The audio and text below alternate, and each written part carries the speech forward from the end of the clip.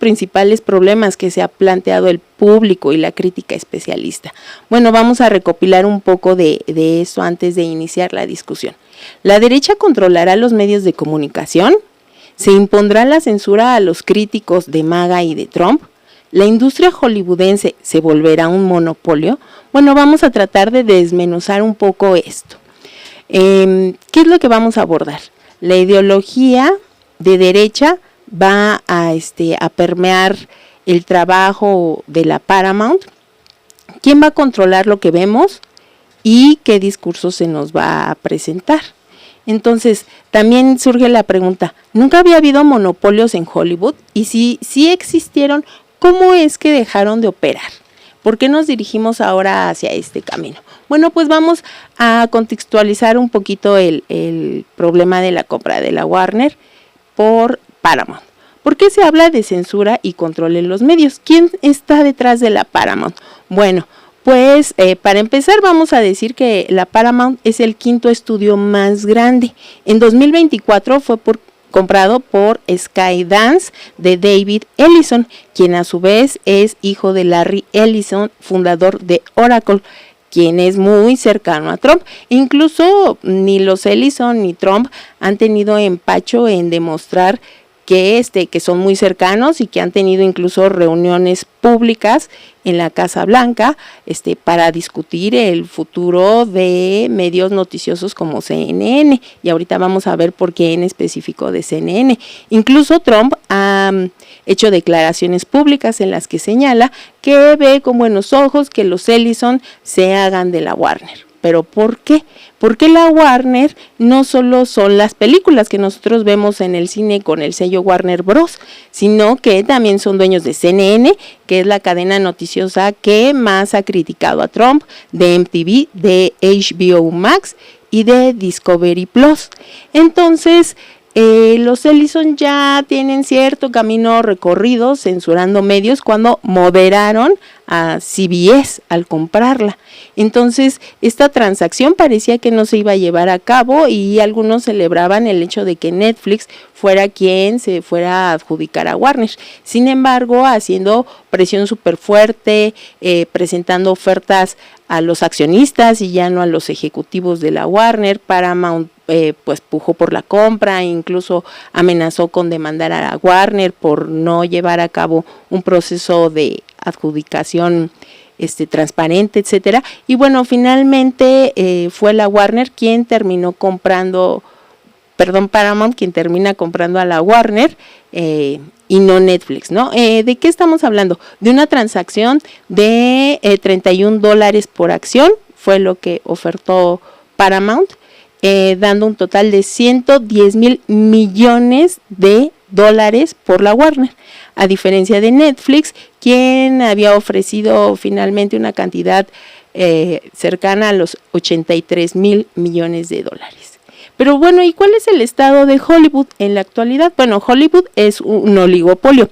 ¿Qué es un oligopolio? Un oligopolio es una estructura en la que pocas empresas tienen el control del mercado. ¿Qué empresas estamos hablando? Pues tenemos a Disney, a la Warner, que ahora va a ser Paramount, Universal, Sony y bueno, la mencionada Paramount, ¿no? ¿Cuál es el valor de la industria de Hollywood? 16.1 millones de dólares para 2023, aunque se proyecta que para el 2030 el valor de la industria va a ser de 26.9 mil millones de dólares. Nos parecen cifras estratosféricas, inimaginables. Sin embargo, la taquilla norteamericana ha perdido terreno a nivel mundial. ¿Por qué les digo esto? Porque ha pasado de dominar la taquilla mundial de un 92% a solo un 60%. ¿Y por qué ocurre esto? Pues porque el cine asiático ha crecido muchísimo, ¿no? Es bien sabido que China consume sus producciones, que la India hace lo mismo, entonces Hollywood ha perdido terreno a nivel mundial. Además, la industria se está reconfigurando. ¿Por qué? Por la llegada del streaming, por las fusiones, que ahora hablamos Warner Paramount, pero bueno, ya antes se vendió Fox a Disney, también MGM se vendió, etcétera, ¿no? Las producciones globales, ¿qué son las producciones globales? Pues estas filmaciones que se hacen fuera de Hollywood por los estímulos fiscales que dan otros países, ¿no? Por ahí hace algunos días veíamos que México se incorpora a estas dinámicas, ¿no? Ahí no lo anunciaron en las noticias con bombo y platillo la reunión de Salma Hayek con la presidenta, ¿no? Que iba muy en este tono, traer producciones hollywoodenses, atraer la inversión. Y la disminución de producciones porque se hacen menos éxitos, ¿no? Ahora se apuesta por esto que nos gusta mucho a los millennials, que es lo de las experiencias, y ahora se busca que una película sea una experiencia y se busca apostar por los blockbusters, y eso ha hecho que se disminuya la producción de películas, ¿no? Pero vámonos un poquito más atrás, con la historia de la Warner y de la Paramount, un poco con el nacimiento de Hollywood, ¿no? Lo que planteábamos al principio, ya había habido monopolios en Hollywood, cómo operaban y si dejaron de funcionar. Bueno, la Warner fue fundada en 1903 por los hermanos Warner, que eran unos migrantes polacos, judíos, súper pobres, que se habían enfrentado a la carencia, a la pobreza, eran hijos de un zapatero, incluso habían intentado negocios como zapateros, vender bicis, etcétera, hasta que uno de los hermanos compró un proyector. Y entonces iban de pueblo en pueblo con este proyector usado, con cintas viejas, etcétera, ¿no? Y así empezaron ellos como proyeccionistas, no como productores. Para los años 20 se dedican ya a producir y establecen estudios. Se integran al sistema de estudios, que vamos a hablar un poquito más adelante de qué es esto. Y la Warner se corona como una de las productoras más importantes en 1920, 27 más exactamente, cuando lanzan la primera película sonora, que fue El cantante de jazz, que por cierto aquí tenemos como un chisme, algo pues que ahora vemos como muy funable, porque el actor principal, que era un afroamericano, fue interpretado por un blanco pintado de negro, ¿no? Ahora nos parece hasta gracioso, como de estos festivales escolares cuando pintan a los niños de corcho para cantar el negrito sandía, pues así estaba el cantante, ¿no? O sea, las películas pueden abordar personajes afro, pero no contratar actores afro, que eso nos deja ver como el elitismo, sesgo racista, ¿no? Masculino y blanco, que siempre ha marcado a la producción hollywoodense. Entonces, bueno, surge en los años 30, en los años 40 este sistema de estudios, y la Warner producía mucho cine de gángster, dramas sociales, ¿no? La pegan súper fuerte con un clásico que es Casablanca, y de aquí catapultan el Star System con sus protagonistas, que son Ingrid Bergman y Humphrey Bogart, ¿no? Que encarna este galán duro, ¿no? Que un poco se oponía más a estas caras bonitas, etcétera, ¿no? Y entonces la Warner se vuelve un monopolio porque produce, distribuye e incluso eran dueños de cines, pero no era la única compañía hollywoodense que seguía este patrón. La Paramount, también producía, distribuía y tenía cines, ¿no? Ahora vámonos con la historia de Paramount. Bueno, es fundada en 1914 como una distribuidora, tampoco como una productora, y en 1916 hace una fusión con una productora, catapultando así el Star System, ¿no? Que es un modelo que hasta hace bien poquito funcionaba, ¿no? O sea, consigo grandes estrellas, ellos me van a llenar la cartelera, etcétera. En esta época incluso había contratos de exclusividad, ¿no? De actores exclusivos que funcionaban en solo para un estudio. ¿Quiénes conformaban este oligopolio que era llamado los Big Five? La Metro-Goldwyn-Mayer, que también había sido fundada por judíos, migrantes, la Warner, la 20th Century Fox y la RKO Radio Pictures, ¿no? Esta es la época dorada de las grandes productoras, porque crean musicales, comedias, catapultan estrellas, etcétera, ¿no? En el 33 la Paramount se declara en bancarrota, esto derivado de la crisis del 29, y en el 35 se tienen que reorganizar, y es cuando adoptan el nombre de Paramount Picture Incorporation. Ahora, ¿cómo se acabaron estos monopolios que se veían tan sólidos? Pues en 1948, nada más y nada menos que el gobierno americano inicia una campaña legal en contra de la Paramount. Incluso si lo googleas, o puedes buscar el archivo, está el expediente en línea, así se llama, USA contra la Paramount Pictures, ¿no?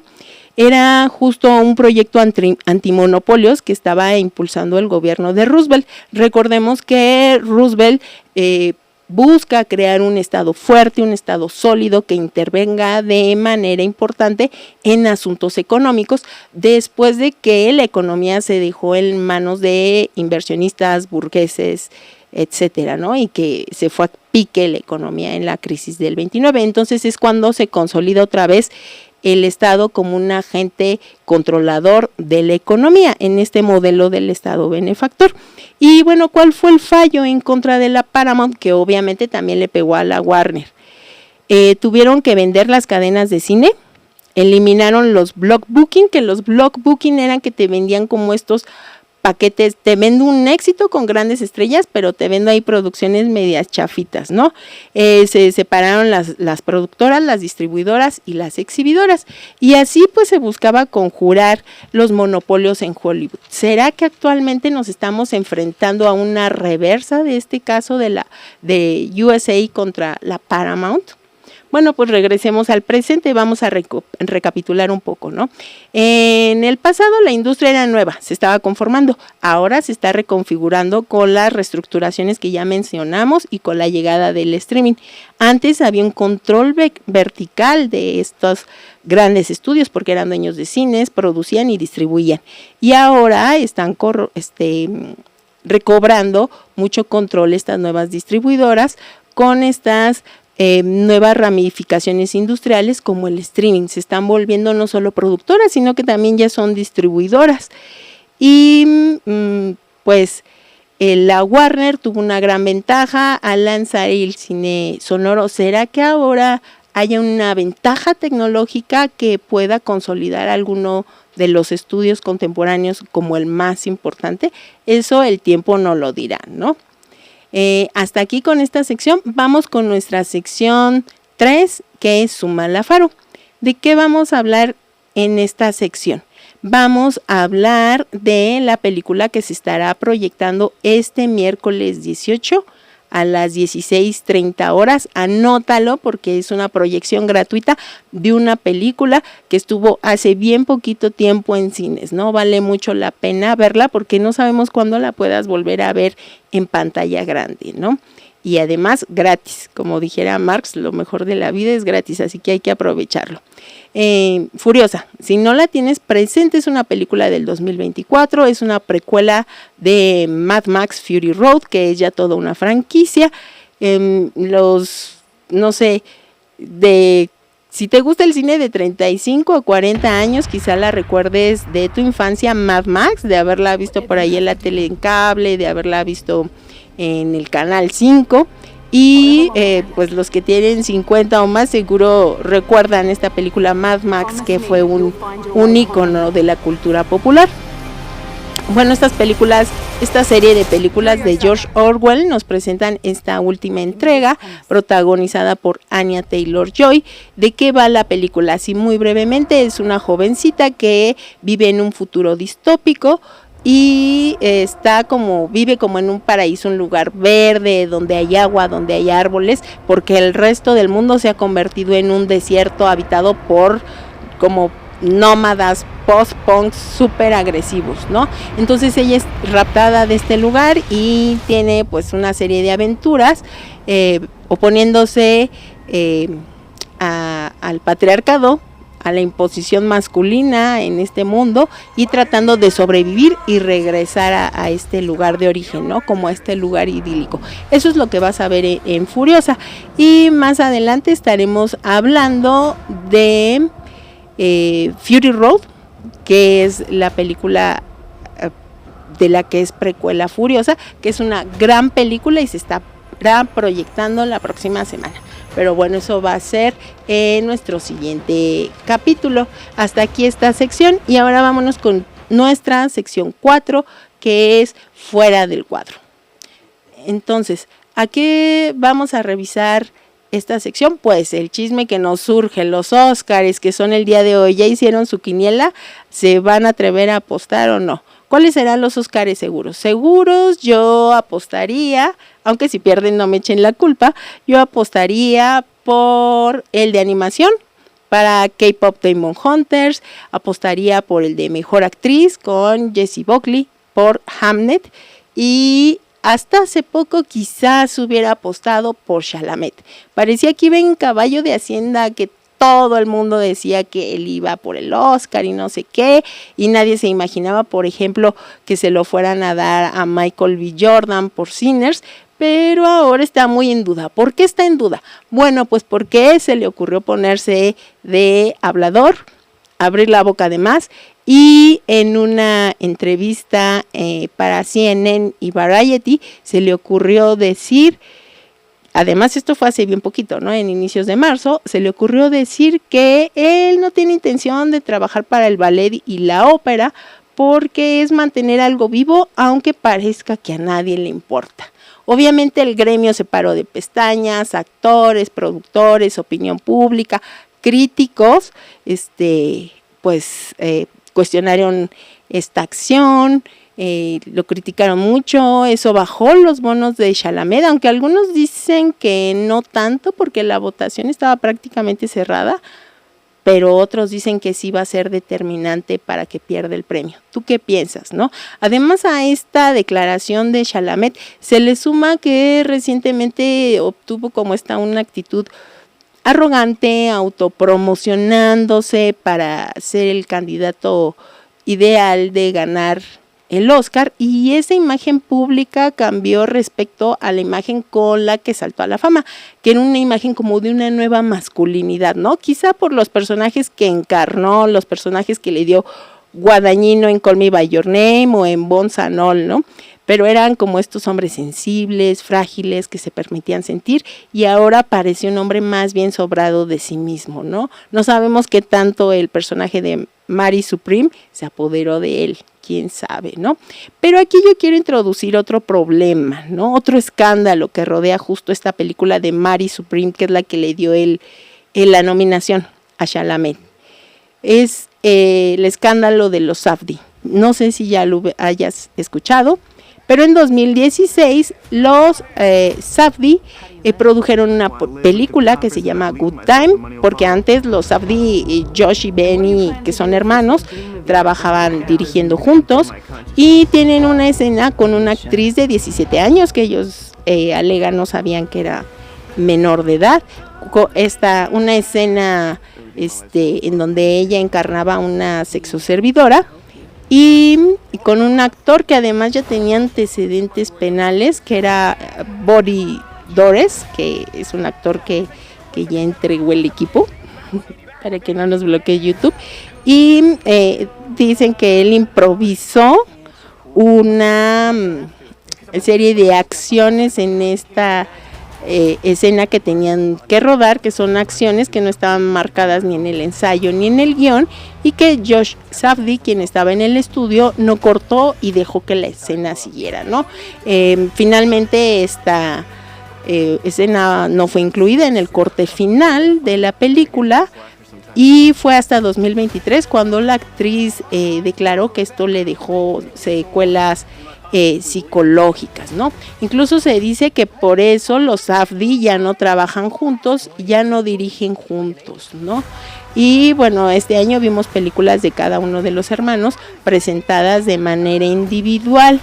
Pero entonces yo quiero apuntar, ¿por qué los medios les importa más enfatizar los insultos de Chalamet a la industria y a las instituciones consolidadas, y le dan menos peso a las denuncias de abuso de una joven actriz, ¿no? Quizá porque, como dijera Judith Butler, hay vidas que importan más que otras. No digo, es una filósofa que hace una reflexión, ella no impulsa esta idea, pero ¿por qué se minimiza el valor de una mujer que sufrió un atropello de este tamaño frente a la denostación de Chalamet a las instituciones que tradicionalmente han sido sostenidas por hombres y para la mirada de los hombres. No resuelvo el problema, lo dejo ahí, ustedes pongan en los comentarios qué opinan, ¿no? Y bueno, pues más allá del escándalo de Chalamet, ¿realmente se merece el Oscar? Ahí igual pónganos sus comentarios. Yo digo que sí, ¿no? Él ha dicho que quiere ser uno de los grandes, como un Marlon Brando, un DiCaprio, etcétera. Hasta ahora me parece que va por buen camino y para mí sí es su mejor actuación, porque es la que me parece más madura, inteligente, frenética. No creo que sea nada fácil seguir el ritmo de los Safdie y cómo encarna este antihéroe judío, un hombre sobreviviente en la posguerra, un migrante que se las tiene que arreglar justo para eso, para sobrevivir en el Nueva York de la carencia, de la pobreza, de la marginación, lleno de necesidades, un hombre mañoso, mentiroso, antiético, pero ante todo un gran seductor, ¿no? Y creo que hace algo que no es tan fácil, ¿no? ¿Cómo seduce al público cuando nos presenta un antihéroe? Creo que él lo logra muy bien, un hombre impulsivo, a veces tonto, no siempre le salen las cosas como quiere, y creo que no solo hace un gran trabajo Chalamet, sino que también está muy bien dirigido. Si tú viste Uncut Gems, va muy en esta línea, ¿no? Judío, que por cierto la puedes ver en Netflix, comercial, judío marginado, poco ético, que sobrevive, ¿no? Al ritmo frenético de la demanda social y cultural del Nueva York del siglo XX, ¿no? Y Marty Supreme, por su parte, me parece una gran película. Cuando la vi dije, esto es el cine del siglo XXI, ¿no? O sea, me pareció realmente que cuando la vi pensé, ya cuajó el cine del siglo XXI, ¿no? El ritmo de la película, el tipo de narrativa que maneja y este enorme desencanto de la modernidad que encarnan los antihéroes de los Safdie, ¿no? Pero bueno, no estamos hablando de la película, sino de la actuación de Chalamet. Entonces, pues hagan sus comentarios, déjenlos aquí abajo y veremos ya en unas horas si Chalamet perdió el Oscar por andar de bocón insultando a las instituciones o no, si se lo da la academia, si se lo perdona. Y pues eso sería todo por ahora. Nos vemos en el siguiente episodio para más reseñas, chismes cinéfilos y por supuesto la cartelera cultural del Faro Aragón. Recuerda darle seguir, activa las notificaciones y por aquí nos estaremos viendo. Yo soy Karen García y esto fue Palomitas y Spoilers. Hasta la próxima.